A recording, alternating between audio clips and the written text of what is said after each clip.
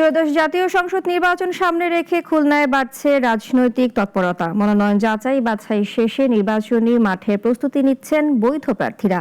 অপেক্ষা আনুষ্ঠানিক প্রচার শুরুর। হাসানুর রহমান তানজিরের রিপোর্ট, জানাচ্ছেন শাশ্বতী সরকার।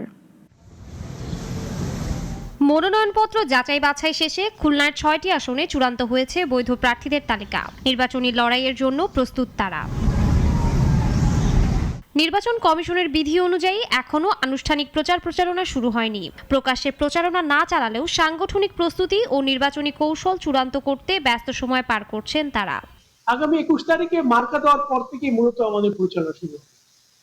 তার আগে আমরা সাংগঠনিক কাজগুলো করছি, ঘরে বসে আমরা আমাদের প্রস্তুতি কাজগুলো আমরা সম্পন্ন করছি, কমিটি করছি, ট্রেনিং প্রোগ্রাম করছি আমাদের পোলিং এজেন্টদের, এবং আমাদের নানান ধরনের ছোট ছোট কমিটি দায়িত্ব পালন করা, কেন্দ্র ভিত্তিক, থানা ভিত্তিক, ওয়ার্ড ভিত্তিক, সেগুলো আমরা।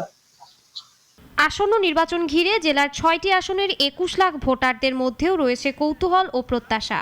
একটি শান্তিপূর্ণ পরিবেশে কোনো চাপ ছাড়াই নির্ভয়ে ভোটাধিকার প্রয়োগ করা যাবে বলে প্রত্যাশা তাদের। যে প্রার্থী আমাদের সুখে থেকে পাশে থাকবে, আমাদের খোঁজ খবর নেবে, আমাদের এলাকার উন্নয়ন করবে, রাস্তাঘাট উন্নয়ন করবে, কর্মসংস্থান ব্যবস্থা করবে। আমাদের সাধারণ ব্যবসায়ী আমরা যেন শান্তি শৃঙ্খলাভাবে যেন ব্যবসা করতে পারি, শান্তিপূর্ণভাবে, এদিকে কিন্তু জোরালো পদক্ষেপ নিতে হবে। নির্বাচনী পরিবেশ সুষ্ঠু রাখতে প্রশাসনও নিচ্ছে আগাম প্রস্তুতি। প্রচার শুরু হওয়ার পরও আচরণবিধি লঙ্ঘনে কঠোর অবস্থানে থাকবে বলে আশ্বাস আইন শৃঙ্খলা বাহিনীর। আমরা আশাবাদী আমাদের নিরাপত্তা পরিকল্পনা অনুযায়ী প্রত্যেকটা